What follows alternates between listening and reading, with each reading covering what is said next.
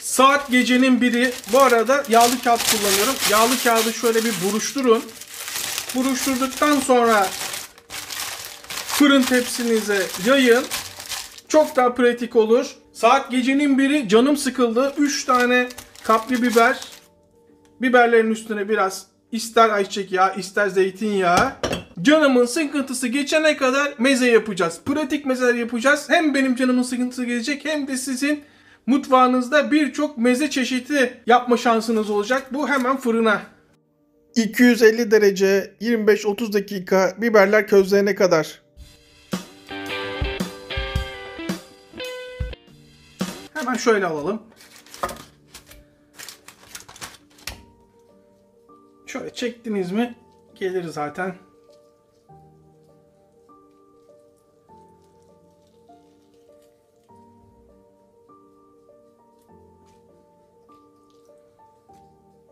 Bazı arkadaşlar soymayı gözünde büyütüyor. Oysa ki gördüğünüz gibi yerinden tutup çektiğiniz anda geliyor zaten.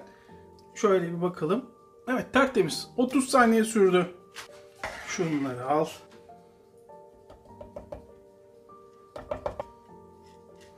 Fazla çekirdeğini toparla. Şöyle aç. Fazla çekirdeğini al. Yani birazı kalsın tabii ki lezzet vermesi için ama çoğunu alıyoruz ki lezzet kaybı olmasın. Şöyle aç.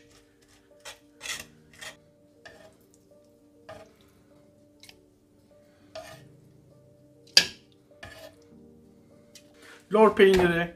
Şu marka fiyat performans olarak uygun. Bazen kampanyaları oluyor. Lor peyniri. Ne kadar Koray? Bir çay bardağı kadar ya da 4 dolu dolu yemek kaşığı kadar gibi düşünebilirsiniz. 2 diş sarımsak, acı kırmızı biber. Şu 1, şu da 2. 4 ceviz. 1, 2, 3, toplam 4 ceviz. 2, 3, 4 yemek kaşığı zeytinyağı. Bunun artık baharatlarını atalım. Tuz, 1 çay kaşığı. Yarım çay kaşığı kimyon. 1 çay kaşığı kırmızı toz biber. Ve karıştır. Bakın, görüyor musunuz bunun yoğunluğunu? Şimdi ben bundan memnunum. Ama diyorsanız ki Koray, ben daha sıvı istiyorum. Böyle zeytinyağı koyabilirsiniz. Bakın kıvamını görüyor musunuz? Evet.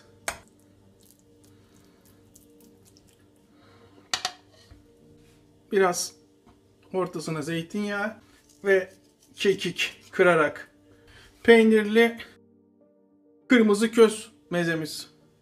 Ocağımın altı en güçlü şekilde yanıyor. Altını kısıyorum. Burada çünkü yavaş yavaş yapacağız. Hemen bir teflon tava. 1 yemek kaşığı ayçiçek yağı. 2 yemek kaşığı 1, 2 zeytinyağı. Müthiş bir havuç mezesi yapıyoruz. 1 orta boy soğan. İnce ince kesin. Ya da istediğiniz gibi kesin. Çok önemli değil büyüklüğü. Yeter ki çok iri olmasın. Bu mezeye bayılacaksınız. Emin olabilirsiniz. 2 dakika boyunca soğanı kavuruyorum. Bu saatten sonra biraz az bağıracağım. Biliyorsunuz üst komşuyla başımız beladaydı. Sonra arayı düzelttik. Kendisi de bize katılmaya başladı. Ama yine de ayıp olmasın. Biraz daha sessiz konuşalım. Çünkü saat 1'i geçti. 4 tane orta boy havuç. Şimdi havuçları küçük küçük kesmek. Şöyle ortadan 2'ye kesip ortadan 2'ye kestiğinizde tekrar 2'ye kesip diğer parçayı da tekrar 2'ye kesip bakın burada önemli olan havuçları böyle ince ince kesmenizi istiyorum. Bakın böyle ince ince. Bu önemli. Ya da isterseniz hiç 4'e bölmeden havuçları incece kesmenizi istiyorum. İnce ince kesmek çok önemli. Anlaştık değil mi? Önemli olan ince ince kesmek. Bütün yapmanızı istediğim havucu ince ince kesmeniz. Soğanımı bir 5 dakika boyunca kavurdum. Orta ateşte yakmadan, görüyorsunuz gayet durumu iyi.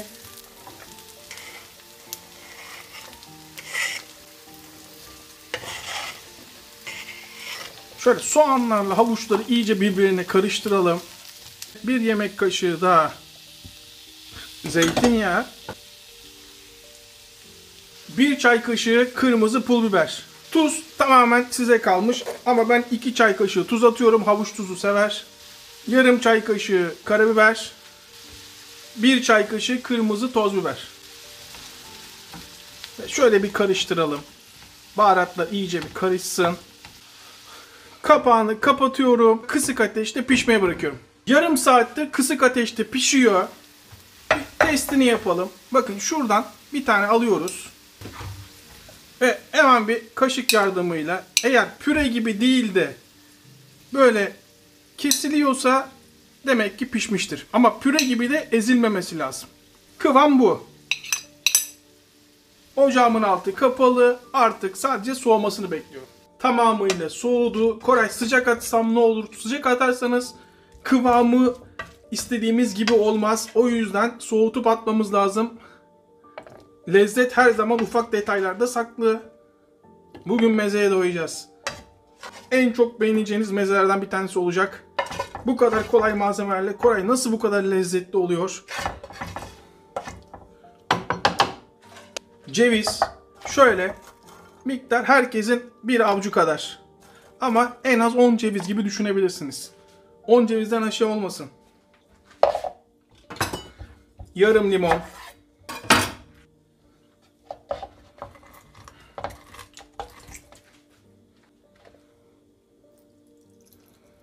Yarım limon. Kıralım şöyle. Bir avuç maydanoz. Yine ölçüyle yapalım. Bir çay bardağı, kimsenin kafasında soru işareti kalmasın. Bir çay bardağının şöyle çeyreği kadar, 5'te 1'i kadar zeytinyağı. Kesinlikle kuru değil ama sulu sulu, vıcık vıcık da değil. Hemen ikinci tabağımızı da ayarlayalım.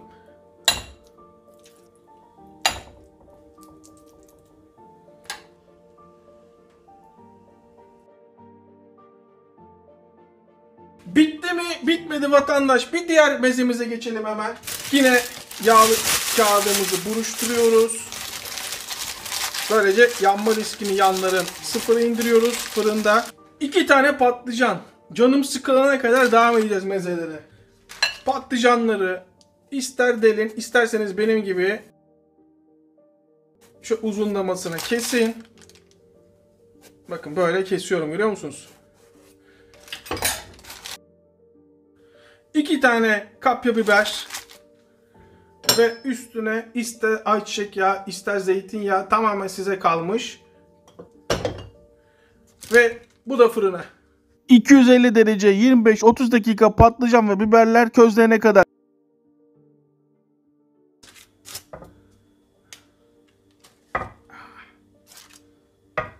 Sıcakken çok daha kolay soyuluyor gördüğünüz gibi.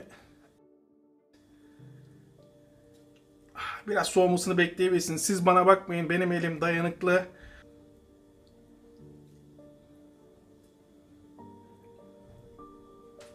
Bir bıçak yardımıyla içini açıyorum. Diğerinin de içini açıyorum. Şunları alıyorum. İsteyen kullanabilir. Ama bunları alırsanız çok daha lezzetli olur. İşte ufak detaylarda saklı lezzet. Bakın içindeki 3-5 taneyi bırakıyorum. Onları kafamı takmıyorum. Onlar lezzet katacak. Hemen robotumun içine patlıcan. Siz sıcakken soymak zorunda değilsiniz. Bana bakmayın. Benim elim gerçekten alışık. Şu an inanılmaz sıcak. Patlıcanın bütün kabuğunu soyduğunuza emin olun. En ufak bir parça kalmasın. Hemen ikincisi.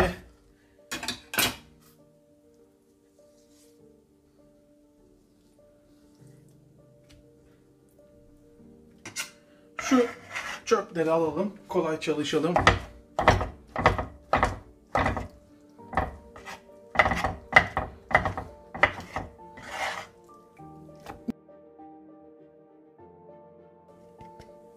Urfa'dan gelen biber salçamız. Vefalı Türkiye, buradan bir kez daha teşekkür ediyorum. Ama herkese 2 kere teşekkür ediyorum. 2 tatlı kaşığı biber salçası ve 2 diş sarımsak. 3 yemek kaşığı zeytinyağı. 1 2 ve 3 maydanoz. Şöyle bir avuç maydanoz sapları ile birlikte, hiç fark etmez. 1 çay kaşığı pul biber. 1 çay kaşığı tuz, ama salçanız tuzluysa tadına bakın, ona göre tuz kullanın. Burası önemli. Çay kaşığının ucuyla karabiber. Şöyle bir bakalım kıvamına. Ne kuru olacak ne de çok sulu olacak.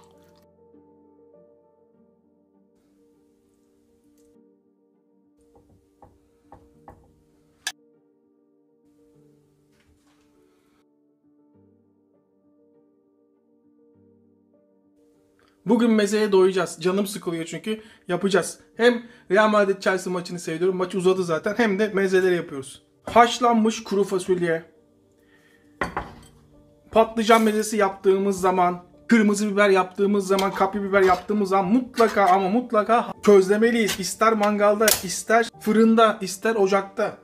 Ama bu mezeyi yaparken böyle haşlanmış fasulye kullanabilirsiniz.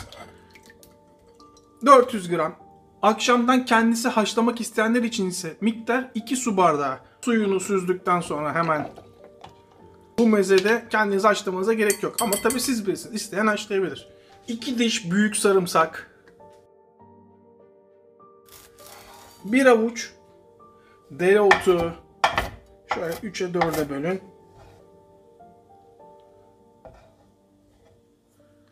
1 avuç maydanoz. 1 limon suyu.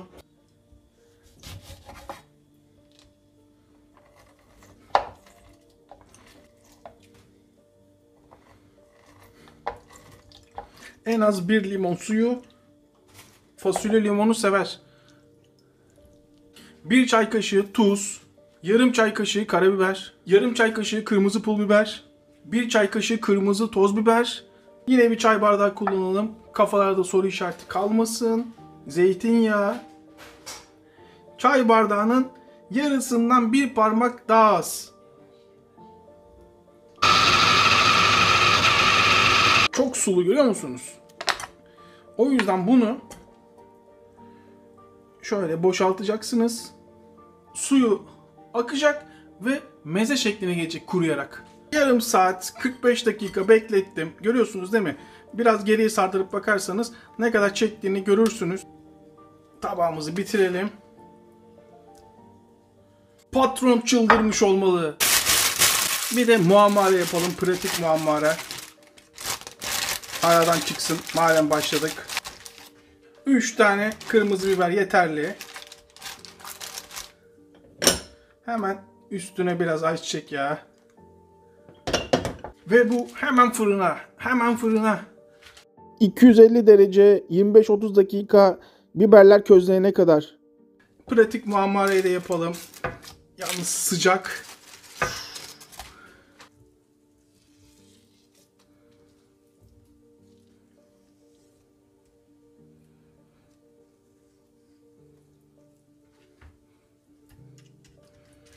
Hemen aç.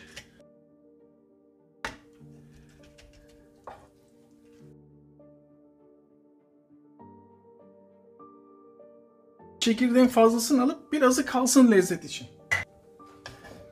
Bu arada mutfak robotumuz o kadar çok meze yaptık ki motoru ısındı. Philips, hiç memnun değilim. Hiç.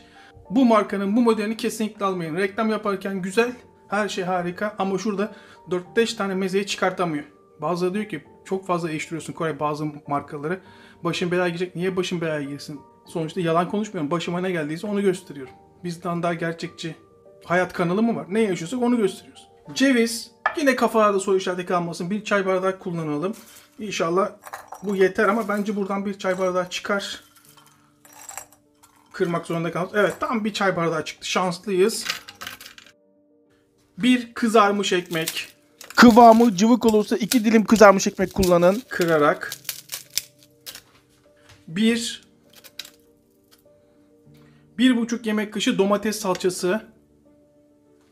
Yarım yemek kaşığı biber salçası. Ama bakın Urfa'dan gelen salçayı kullanmıyorum. O çünkü çok acı. 2 diş sarımsak. Şu 1.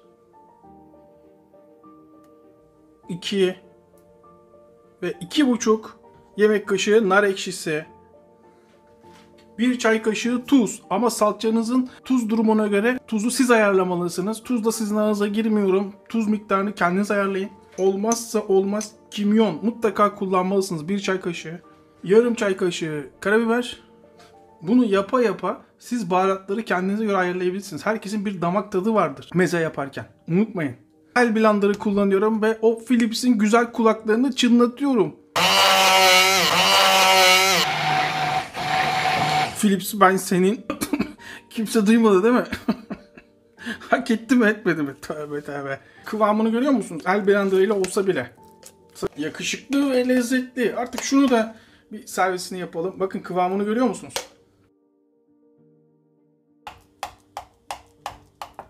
Şöyle biraz ceviz. Şeklimiz belli olsun. Cevizi elinizle kırın. Çok az. Şöyle zeytinyağı. Parlat. Parlat. Cilala. Evet. Bu da diğer mezemiz. Artık şunların bir tadına bakalım. Bunu yapmazsam kendimi affetmem. Kızarmış ekmek, 3 parmak tekniği, közlenmiş peynir mezesi. Açın ağzınızı. Her zamanki gibi ilk lokma sizin.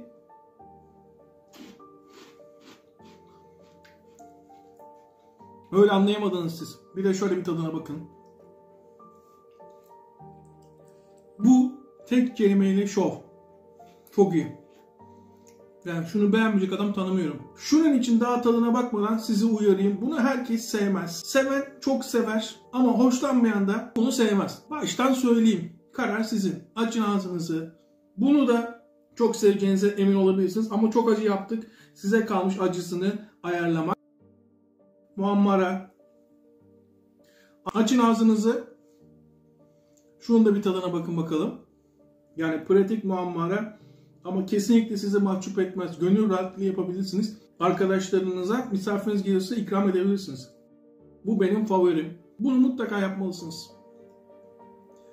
Açın ağzınızı. Benim ağız lezzetime göre şov. Havuç tarator falan seviyorsunuz.